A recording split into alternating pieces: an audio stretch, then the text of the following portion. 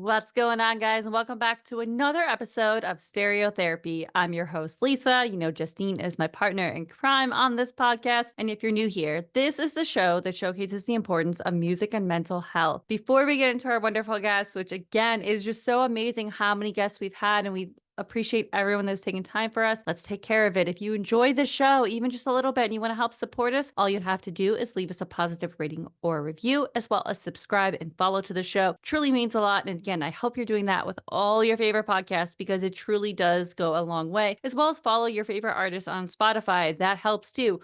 Follow, follow, follow. Today on the show, Justine and I were joined by Pat of Glassfires. This was such a cool thing because Pat was someone that I came across, I think from Instagram. Maybe he found a reel. Somehow he started following my page a while ago and we connected and I saw he was doing really cool stuff and he had some music out and I checked it out. And it was one of those things where why not have him on? Why not have anybody on that can connect with music and mental health? And we couldn't have had a better guest in Pat. It was so cool to kind of dive into a lot of similar music tastes we had, as well as some different. We obviously talked about his latest release, Gemini, his debut release, and with Glassfires, which really unique is the fact that he does everything on here. And it was really cool to be able to kind of pick his brain and chat about that, as well as his own mental health journey. And again, we couldn't have had a better guest, and we appreciate Pat for taking the time for us. So I don't want to take up any more time, but all links will be below. Go check out Gemini. It truly is remarkable to think that Pat did everything on this project and the fact that it came together like that. I can't play an instrument, so I respect anybody that is doing that. So definitely go check them out. All links below. Go give Glassfires a follow, listen, all that good stuff. But here's our conversation with Pat of Glassfires. So something we always like to ask everybody is, what are your first memories of falling in love with music? A loaded question.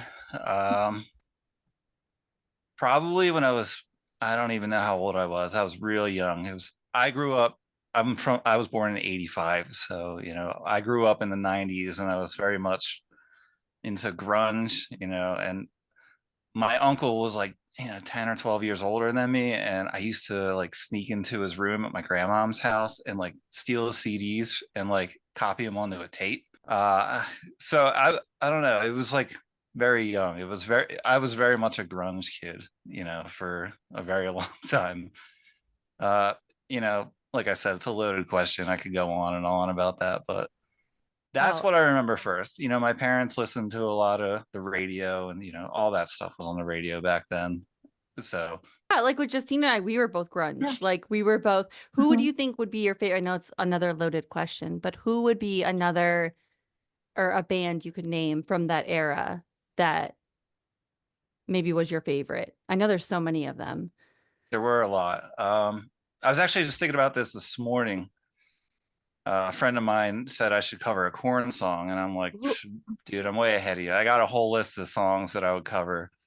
I would say like Alice in Chains or Soundgarden. They were like, and Nirvana. They were probably like my favorite three, and they were what shaped me into what I am today.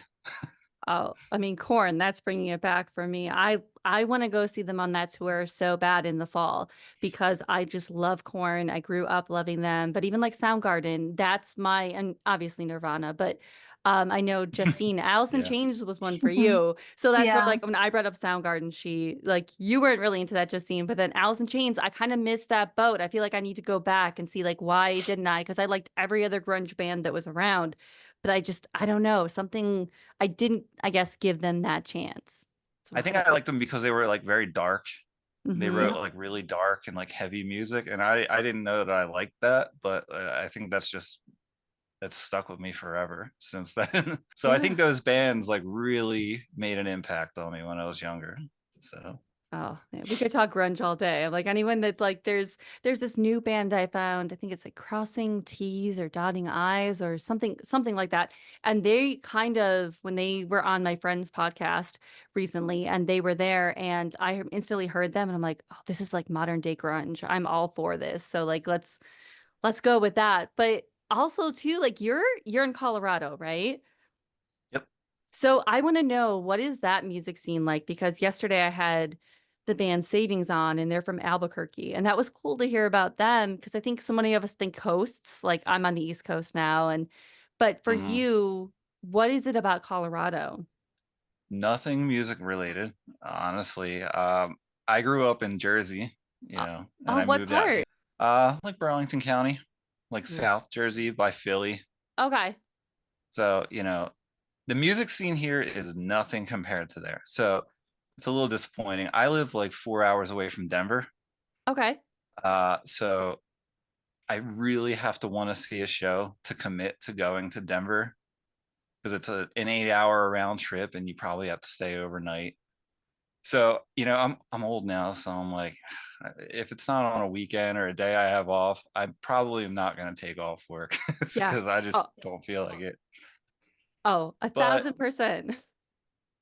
like the scene in Denver, I think is better, but I don't really know that too well because like I said, I don't live there.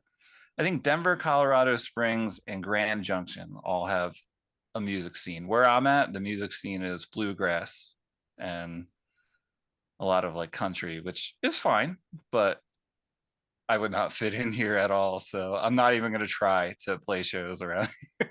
It would be a Yeah. waste of time. I can't imagine that because I was lucky enough living like 30 minutes from Chicago and now living in like central Jersey that everybody says doesn't exist, but it does. But I'm like 30 minutes from Asbury Park and all that. So there's a music scene there, thankfully, where if I didn't have it and I was anywhere else, I'm like, if I ended up in like Idaho or something, I would be in big trouble because like not dogging them because for all I know they have a great music scene, but for me, Right. I'm like I had to be around a good music scene. I had to. It's not saying that it's not good there or even here, but it's not as good as it is there. You can throw a rock and hit a venue in Jersey.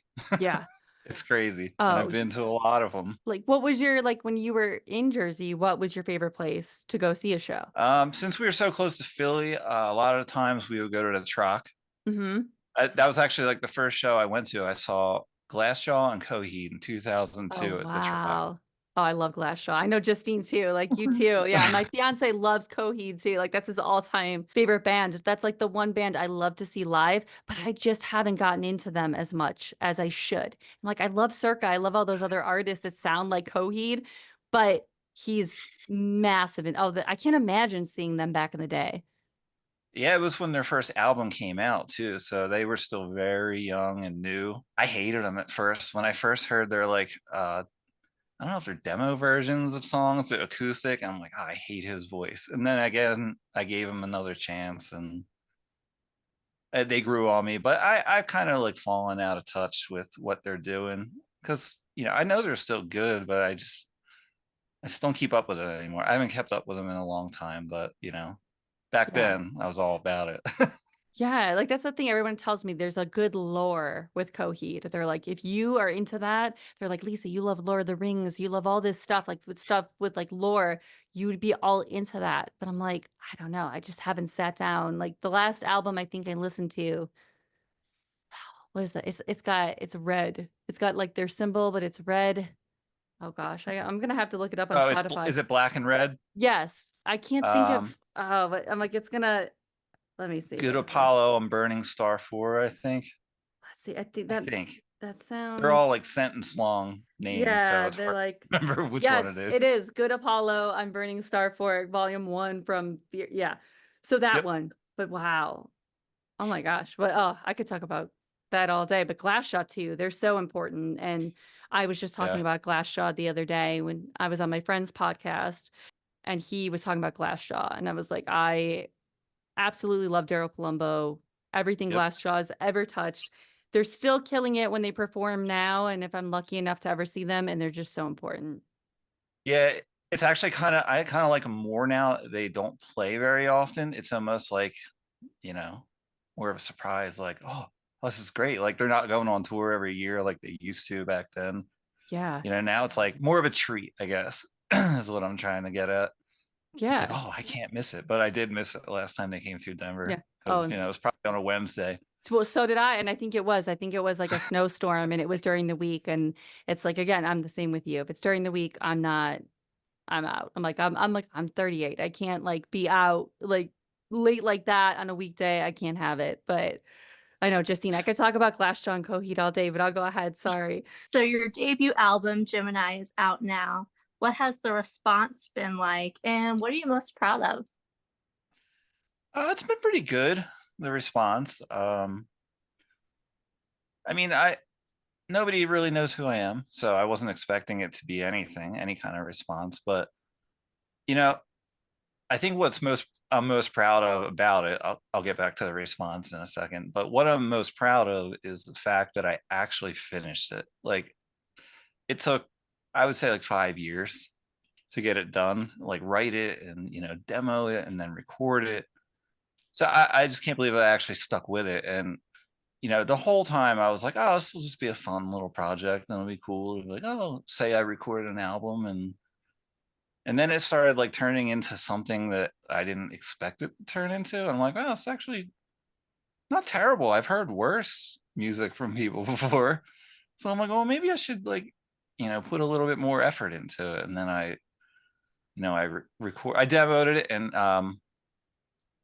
I have a friend in Jersey. He's an engineer, and I wasn't friends with him before. One of my friends' bands was, and I got in touch with him, and I sat down and I talked to him one day, and we had all this stuff in common, like music, and it was like it felt like I would like him to mix the album, because there was no way in hell that I could mix it myself, because it would never get done. I am very OCD, and I would nitpick it forever. So I'm like, I need somebody to mix it. So I found this guy, and he's awesome. And he came out here to Colorado. I had him engineer the drums for me in a studio out here, because I couldn't do that on my own, because that's just, I didn't have the equipment to do that.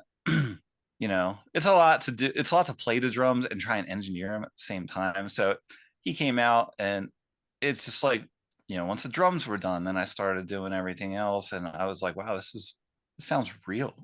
So I was like, this is really cool. But I think the fact that I finished it, and the fact that I had to learn most of the instruments to finish it, is what I'm impressed with. I had never sang before Wow. until I was like, I could do instrumental, and I'm like, I, there's something about instrumental that I like when I want to listen to it, but sometimes I just want vocals. So then I'm like, well, let me learn how to do it. I always felt like I could do it, but I never did it. So have you heard of Periphery?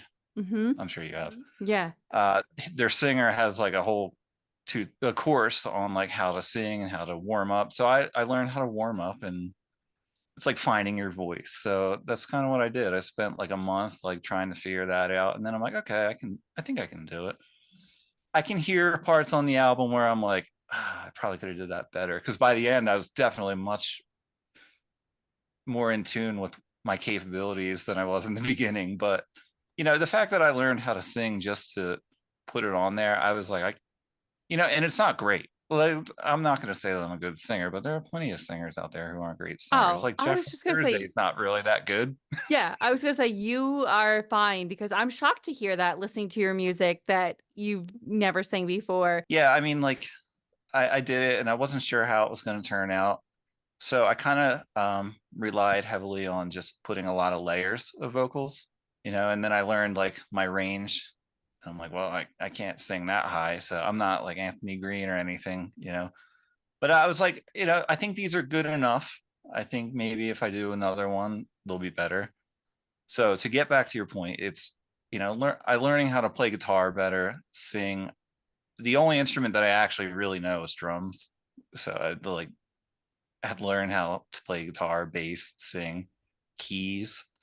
So Wow. it was really cool that I actually pulled it off, and I felt good about it when I was done.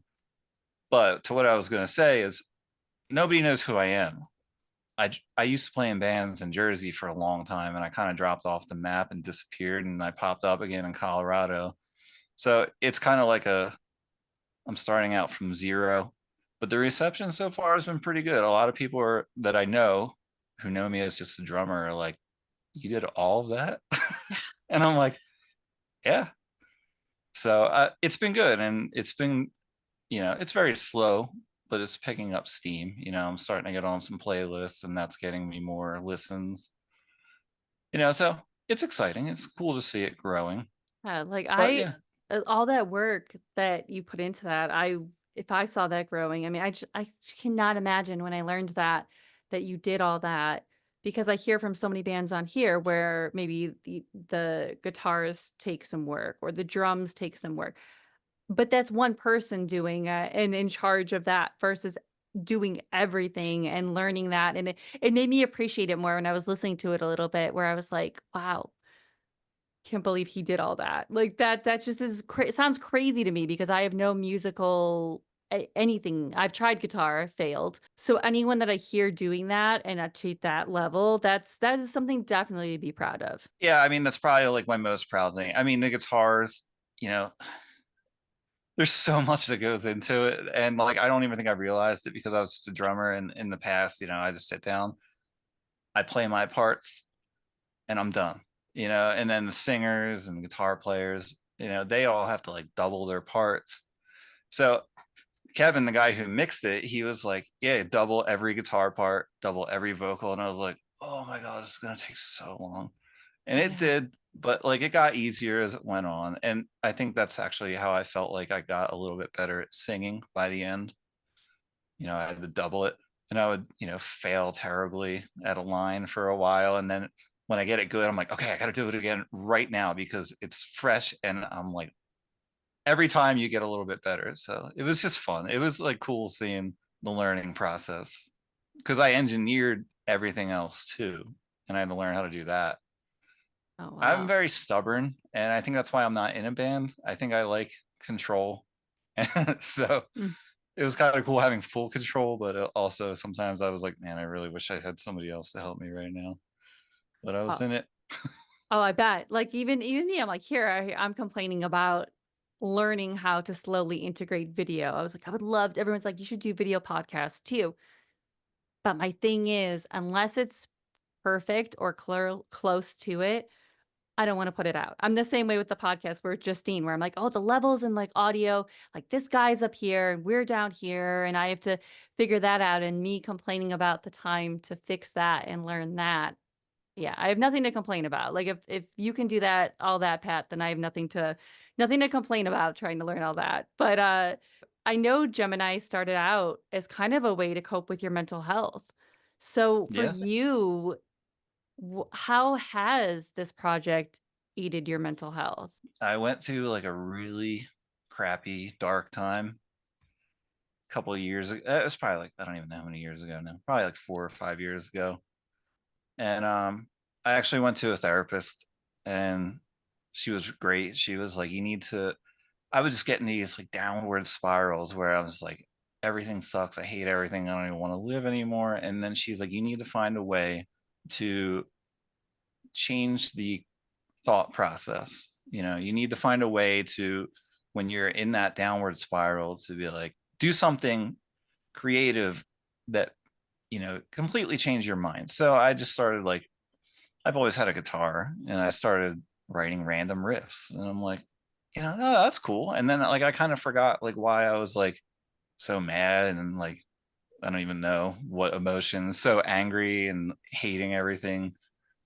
So it was like once I started seeing it, I'm like, oh, this is really cool. So like whenever I was, basically my negativity got channeled into something positive, and totally made me forget about what I was so, negative about in the first place. So it was pretty cool. And then I was like, oh, this is a lot of fun. And then I started idea after idea. And then it kind of just, writing music has always been a way to kind of forget about everything else, you know and before it was just playing drums, and now it was like every instrument, so I would hear it all in my head, so I'm like, I gotta get it out.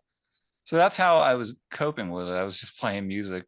I guess you could say I was running from my real problems, but it helped.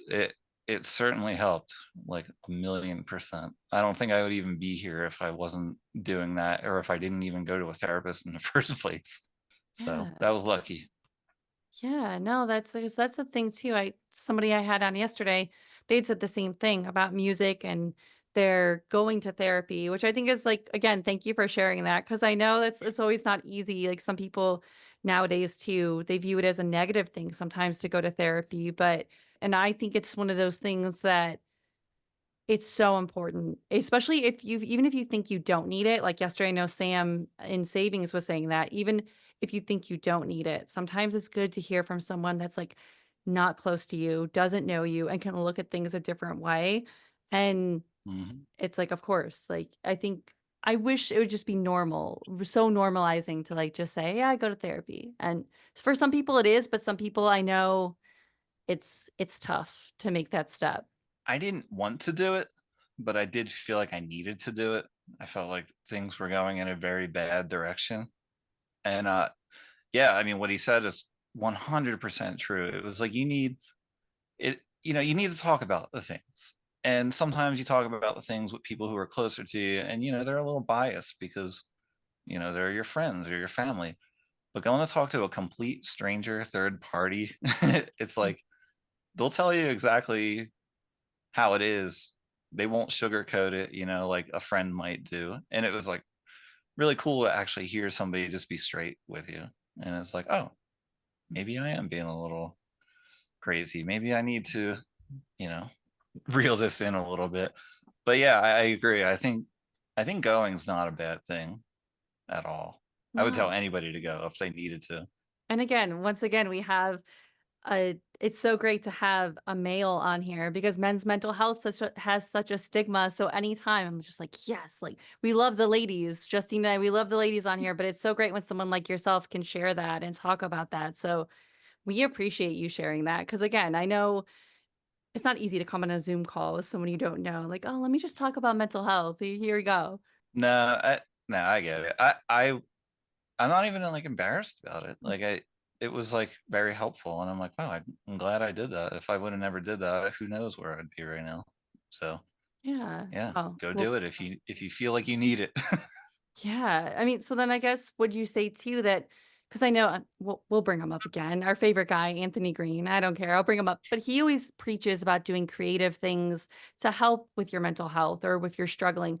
Do you think, I mean, obviously it's true for you. So doing something creative, do you think if somebody was on the fence about if something creative could help them through their mental health, oh, I don't know the right words.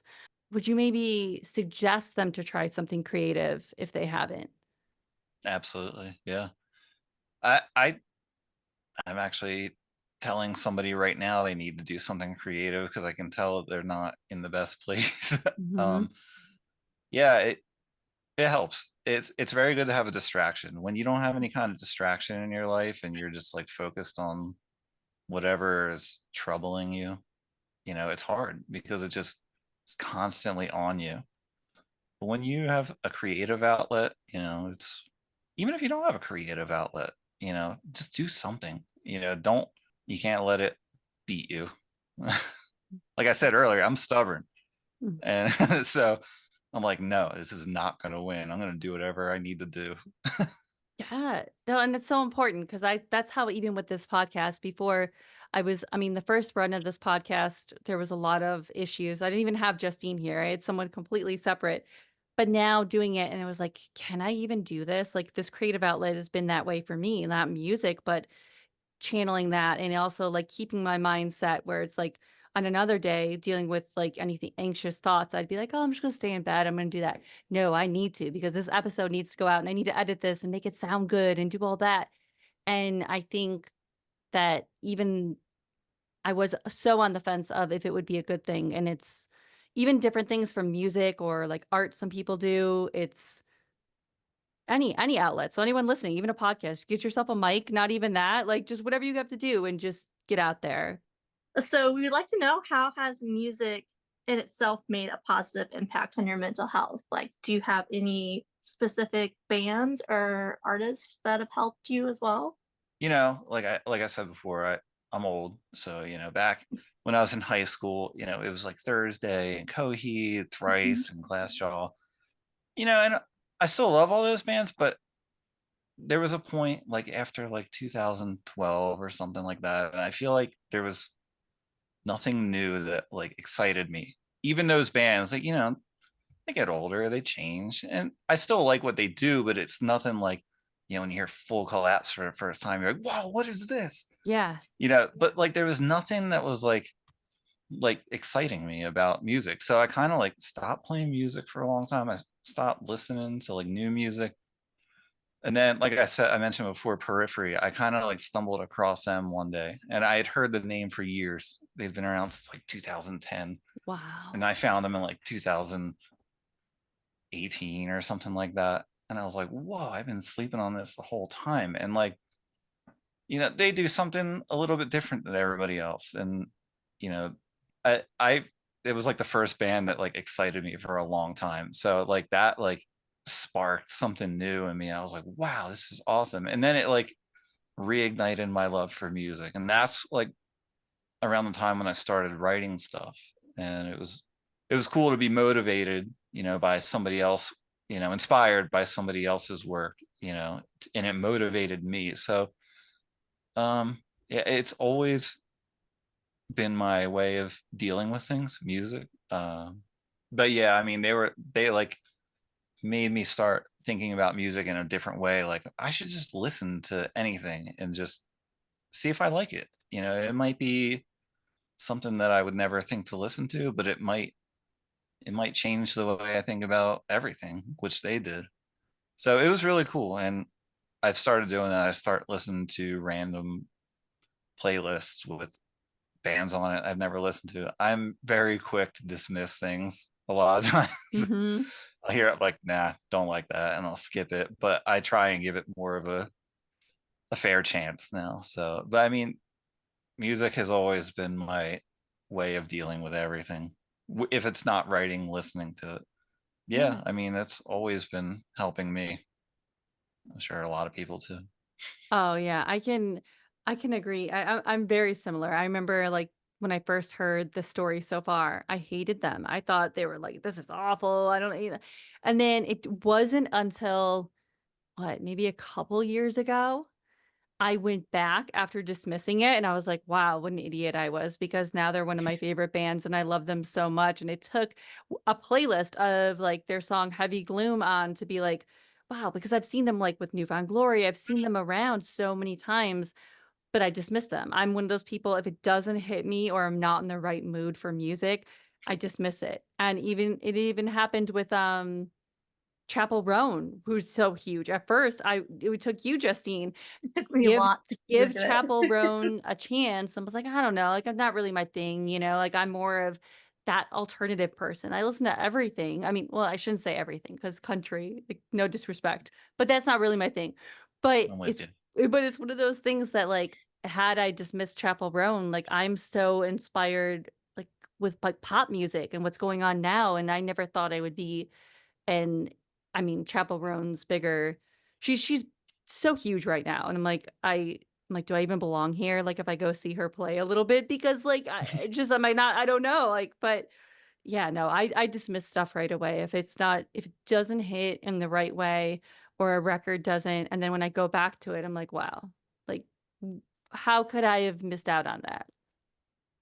Yeah, I'm always late to the party on like every band that I like. Like I said, Periphery, I found them like Yeah. 8 years after they started. I'm late all the time to the point where they're already broken up usually. And I'm like, oh man, this sucks that they're gone already, but at least I have what I have Yeah, that because was I'm always like dismissing everything. I mean, it's a tough thing because even me, a band I love so much, Basement, that's another band I just adore. And I found them right before they went on that like hiatus or they broke up, whatever it was. I don't know what year it was. Maybe it was 2012. I think it was. They released a record and then they went on hiatus or something like that. And I was like, oh, all these like Tumblr kids knew who they were. And I had no idea who this band was. And now they're like one of my all time favorite. Like, I must go see this band. And it's like, wow, so anyone listening, don't dismiss stuff or just be dismissed and then go back and find a favorite band. Because I agree with you. Periphery, I had no idea they were around that long because I think it was like 2019-ish for me too. And it was because a friend posted about them and I was like, oh, like that sounds pretty cool. Let me check it out. And again, my whole world was almost changed where it was like, this is really different than what's going on. Like in Yeah. terms of music and what's popular and in with everything. they fall into that gent category, but none of the other bands are like them. And I try listening to them, and maybe it's just me dismissing them again when I shouldn't. But it's just like they don't do anything for me. It's just like the same thing. They're the only ones that I'm like, they kind of set the standard, and nobody else can really keep up with them, in my opinion. Yeah, no, I mean, and just like just talking about Bayside on my friend's podcast I was on, I was like, nobody can put them in a box. So just Alkaline Trio, bands like Periphery, I mean, they're all different, but bands like those are just bands, especially like in that era after Warped Tour kind of got really like I don't want to say if it's a metalcore, whatever they got a Yeah. certain way where it was like, man, I miss those bands that like you can't put into a box and they don't sound all the same. And they're just, Mhm. even the new music now, I can't get into like the TX2 and the Scene Queen and all that. Like, maybe because I Yeah, am that old, maybe because I'm old, but I can't get into this new style or even Water Parks, like any of that stuff. It's like, no, give me the Newfound Glories, give me, um, that era of music. I mhm. just I can't fit into it. I don't know. So, um, but also like for your mental health, something we like to ask people is what I mean, obviously music is a huge one, but what tools do you use in your own mental health to help you? And it can still be music because yesterday I asked this question and they all kind of said, well, I go for a walk and I listen to music, or I go for a drive and listen to music. So for you, I guess if someone was looking for something as an outlet, what do you kind of use? When I was younger, it was skateboarding. I would skateboard, and then I kind of stopped skateboarding because I was getting more into music, and like being in bands, and I was a drummer, so I'm like, oh, I need to protect my limbs. I can't risk Yeah. breaking an arm or something. So Yeah. I kind of stopped doing that. But once I moved here, I picked up snowboarding, and that's like my new thing in the winter. I actually love the winter now. I hated the winter living in Jersey because it's so humid and disgusting.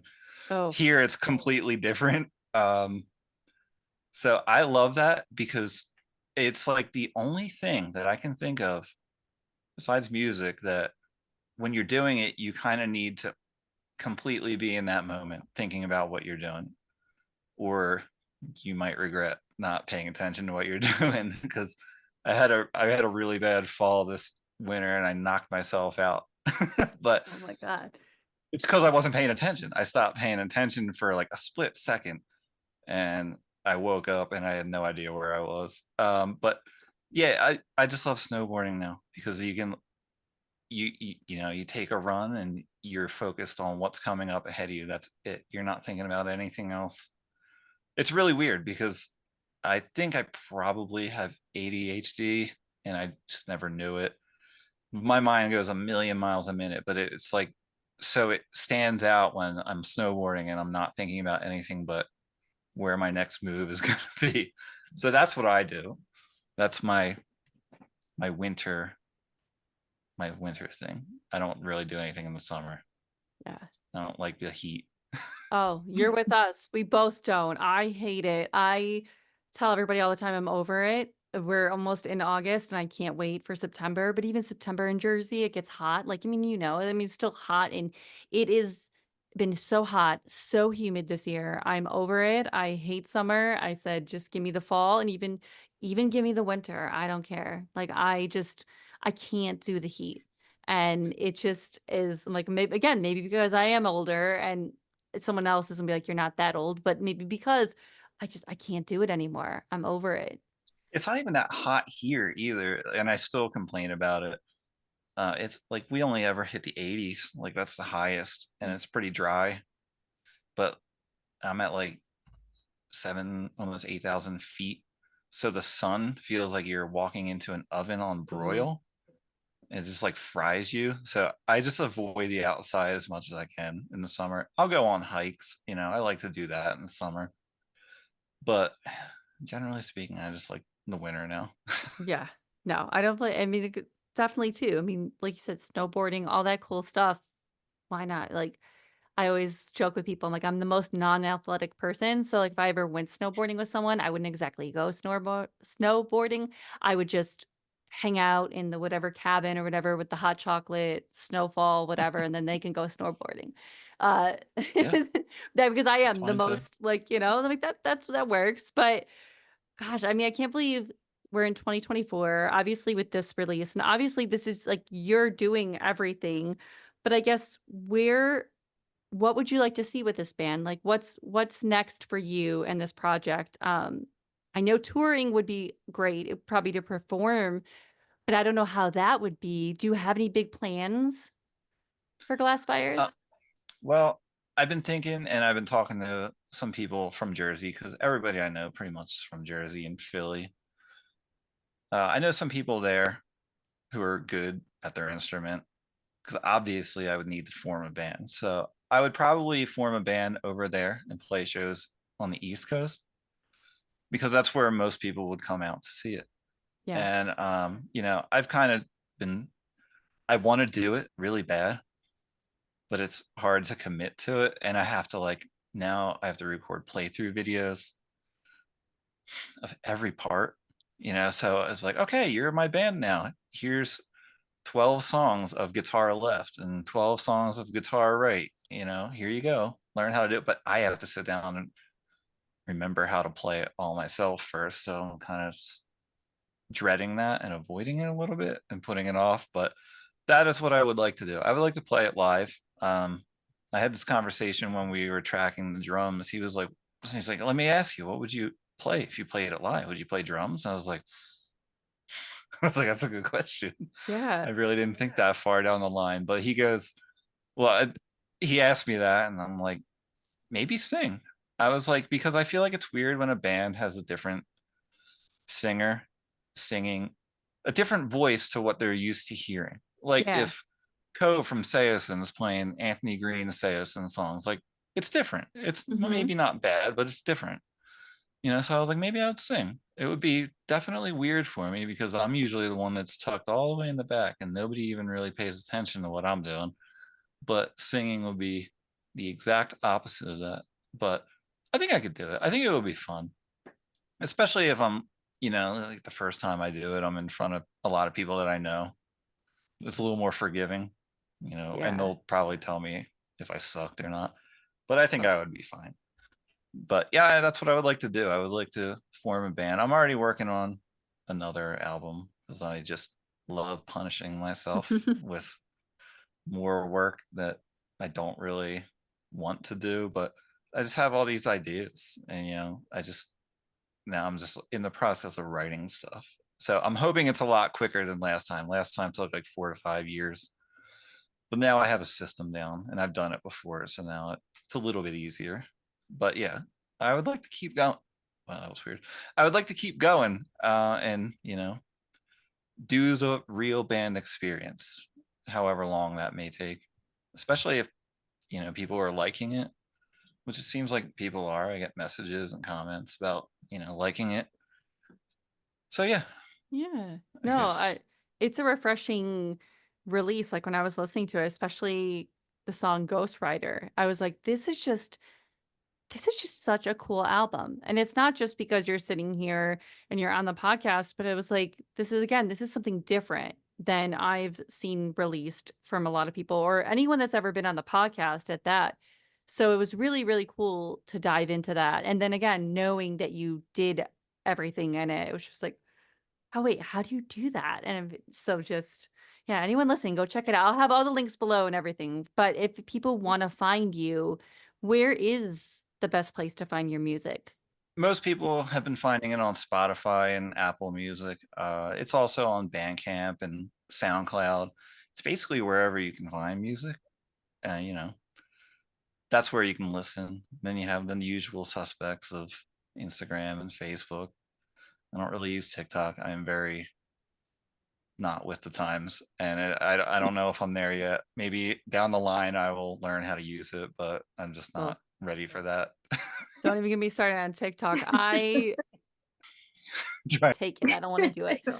Uh, but oh my gosh, but this has been so great to get to connect and have you on the podcast. Yeah, it's a lot of fun. And all right, guys, that was our conversation with Pat of Glassfires. Again, this was such a great conversation. We cannot thank Pat enough. It was really cool, again, to dive into the making of Gemini and how that helped his mental health and how creativity really can help our mental health. And it was one more kind of sign that we should dive more into creative outlets, whether it's a podcast, it's art, it's creating anything really can be creative. So we definitely learned a lot from Pat. I hope you go check him out. As for Justine and I, you will hear us now on Friday. We have a wonderful episode that I have a friend that I connected with a small world. My fiance and her husband they game together, but she likes the music we do and she got our podcast and we both love Fall Out Boy. So we chatted all about Folie à Deux and the importance of Fall Out Boy. I know we had a Fall Out Boy episode, but it was so long ago and it was just me. So it was really cool to bring Chanel on. I'm really excited about this episode. So you will hear that on Friday. So get ready for that. But I hope you enjoy that.